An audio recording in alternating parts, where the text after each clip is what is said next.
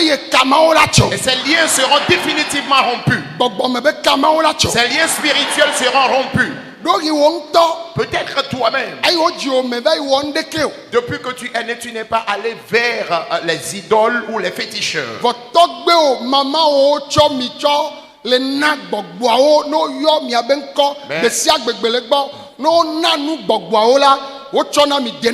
Mais vos grands-papas, vos grands-mamans vous ont confié à ces esprits, à ces démons. Et à chaque fois qu'ils font des sacrifices à ces démons, ils citent vos noms auprès de ces idoles. Et plus encore, le diable lui-même peut utiliser quelqu'un. Il viendra t'utiliser pour causer des dégâts. Et l'esprit qui est venu t'utiliser, te manipuler, cet esprit va encore quitter ta vie. Parce qu'ils ne sont pas encore jugés pour mourir. Voilà pourquoi nous chassons les démons, mais en aucun cas nous ne pourrions tuer les démons. Parce que ces démons un jour seront aussi jugés. Ils sont à l'œuvre pour leur maître. Alors si tu es ici et tu m'écoutes,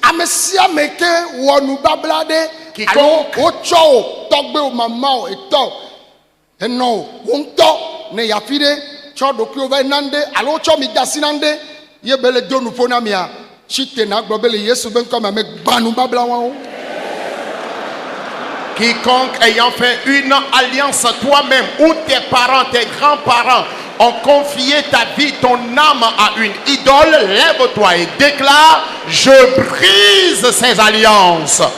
Lève-toi et déclare: je détruis ces alliances de ma vie au nom de Jésus. Toute alliance confondue auquel nos grands-parents nous ont confiés au moment où moi-même je ne connaissais pas Dieu. Là où je me suis confié, ou ces idoles auxquelles je me suis confié, je brise ces alliances. Je disperse ces alliances. Je brise ces liens. J'appartiens désormais à Jésus. Au nom de Jésus. Si tu es béni, réponds Amen. Réponds plus fort Amen. Asseyez-vous s'il vous plaît. Tu peux voir ton fils qui va devenir rebelle et il va même prendre une machette contre toi. J'ai aussi l'habitude de le dire, ton partenaire. Vous pourriez vous bagarrer, vous frapper. Il va même casser ta dent, ou toi aussi en retour tu casses sa dent. L'esprit qui est venu vous manipuler, quelque temps après cet esprit va encore vous quitter. C'est là que vous allez encore tous de reprendre conscience. Et toi-même tu vas prendre encore ton partenaire dans ta voiture pour l'amener à l'hôpital pour les soins. Et tu lui diras: chérie, je ne sais pas exactement ce qui m'est arrivé. En vérité, tu ne sais pas ce qui t'est arrivé. C'est un esprit qui est venu te manipuler. Et ton fils qui a un avenir meilleur, cet enfant a un avenir radieux.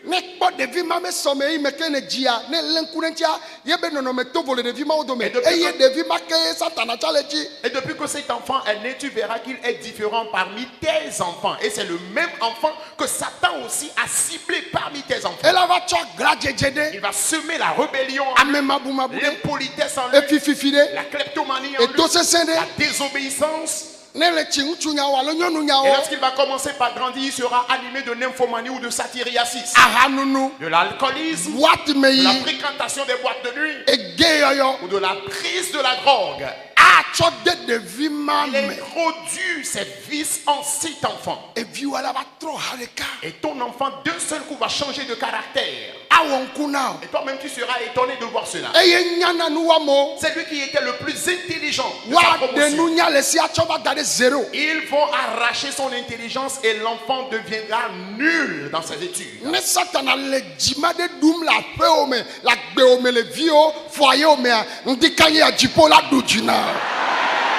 Alors si Satan était en train de manigancer de telles choses dans la vie de tes enfants, dans ta vie conjugale ou dans ta famille, ce matin, le ciel t'accordera la victoire.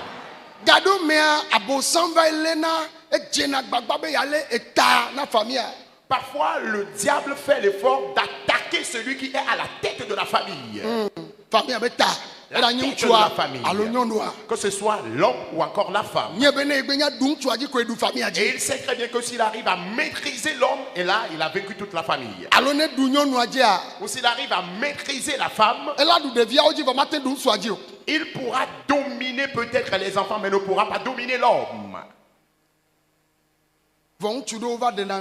Mais il y a certains hommes qui se négligent. Et la façon de chérir leur partenaire de vie finit par briser la vérité qui est en eux. Si de tels cas arrivent, il faut que tu sois éveillé. Et c'est ce que Job a eu à faire. Lorsque Satan a tout fait en vain, Job était devenu malade. Et sa femme est allée vers lui. Job. Parce que tu continues toujours à servir ton Dieu là.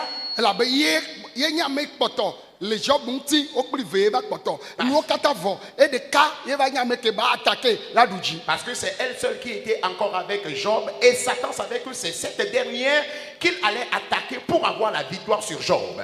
Et Job a dit: pourquoi parles-tu comme une folle? Ce que nous avons aujourd'hui, c'est Dieu qui nous les a donnés. Et s'il veut encore les reprendre, qu'il les reprenne. Moi, si mon corps est totalement déchiré, mes yeux verront l'Éternel Dieu. Job était vigilant, éveillé. Dis à ton prochain, sois vigilant. En tant que chrétien, sois sobre. L'apôtre Paul a dit aux Éphésiens: priez sans cesse. Mais il a encore ajouté: soyez sobre et priez sans cesse. Il n'a pas simplement dit prier sans cesse, mais il a demandé qu'il soit sobre avant de continuer par prier. Chrétien, sois éveillé à l'endroit de ta vie et connais donc les stratégies, la manipulation du diable dans ta vie. Et reste éveillé, reste vigilant. Et grâce à Jésus, tu vaincras. Je dis tu vaincras. Il peut attaquer toute autorité confondue. Utilise la pensée de la personne. Et siège sur son intelligence. Et siège dans le cœur de la personne. Il va l'obliger à faire telle ou telle chose. Et ce serait une mauvaise chose. Et après avoir posé l'acte, c'est là que tu vas reprendre encore conscience. Il y a quelqu'un ici qui peut me dire que lui-même, il a juré ne plus commettre l'adultère, ne plus commettre la fornication. Mais au moment où le diable a exposé la chose devant lui, il n'a pas été vigilant. Tu vas poser l'acte avant de reprendre conscience. La joie que tu as connue, après quelques minutes, tu vas commencer par dire: qu'est-ce qui m'a encore poussé à poser encore cet acte? Mais c'est toi qui viens de te réjouir il y a quelques minutes. Parce que l'esprit est venu t'utiliser. Et après t'avoir quitté, c'est là que tu as repris conscience. Et c'est là que tu as su que ce que tu as fait, l'acte que tu as posé, était mauvais. C'est un esprit qui est venu t'utiliser, te manipuler. Pour cela, reste éveillé. Sois vigilant. Job a prié. Et il dit: Éternel, je noue une alliance avec mes yeux.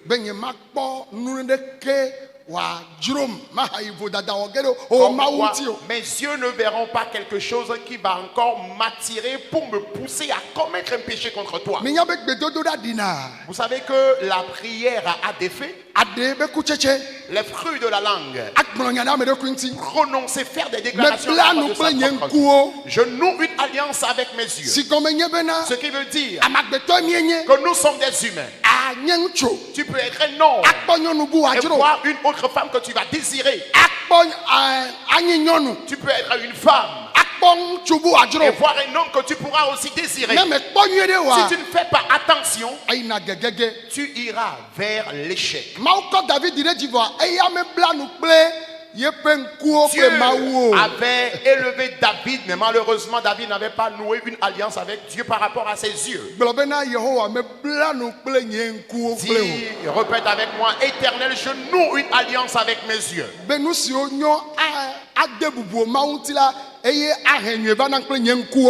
Alors ce qui pourrait honorer toi Dieu, c'est ce qui apportera du bien donc à mes yeux.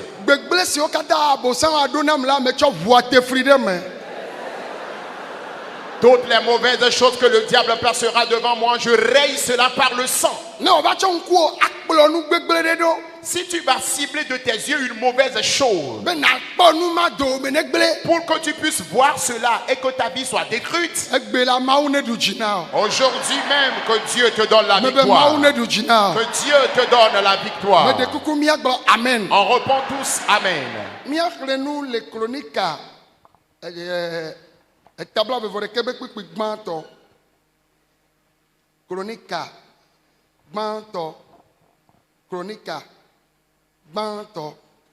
Nous lisons dans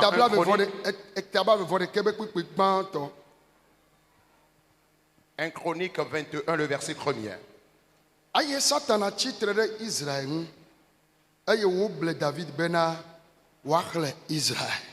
Amen. Amen.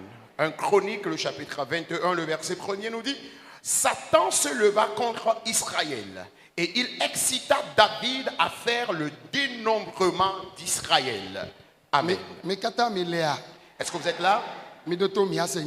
Suivez-moi s'il vous plaît. Je l'ai dit que Satan peut utiliser ton partenaire de vie, tes enfants, tes collègues ou tes amis contre toi. Il va saisir la tête de la famille. Il va saisir la tête de la famille, que ce soit l'homme ou la femme. Il peut saisir également toute autorité confondue et l'utiliser.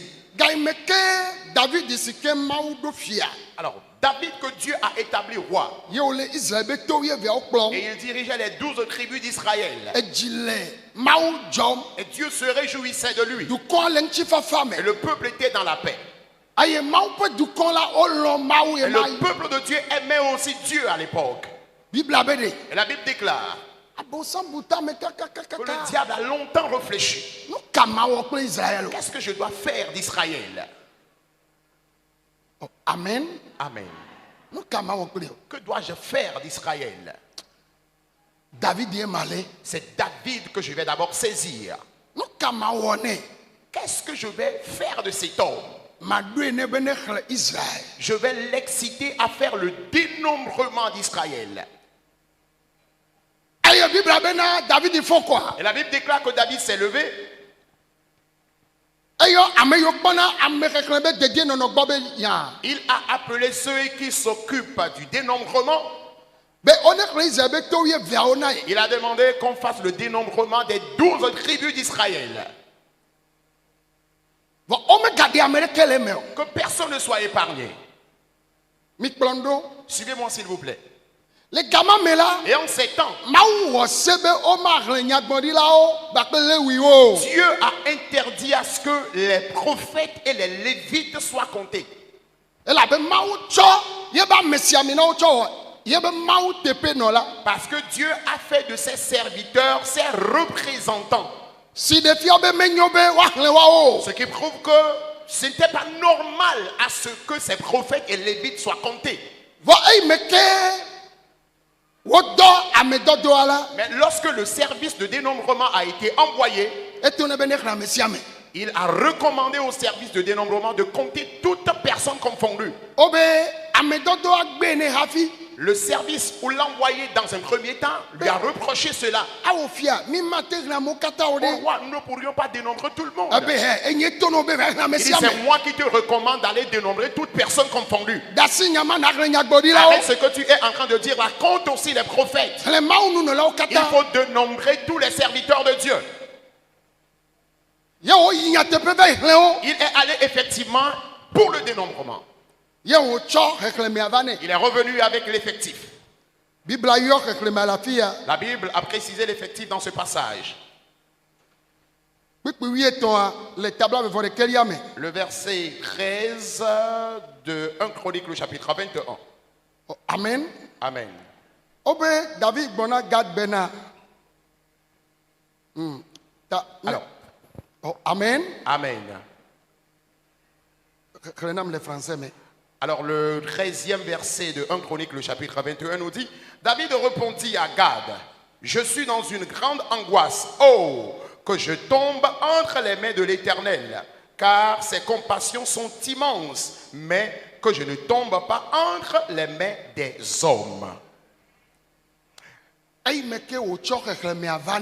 Lorsqu'il est allé lui dire le nombre, Dieu s'est mis en colère. À cause de ce que tu viens de faire, et tu es allé dénombrer les prophètes, les pasteurs, les lévites.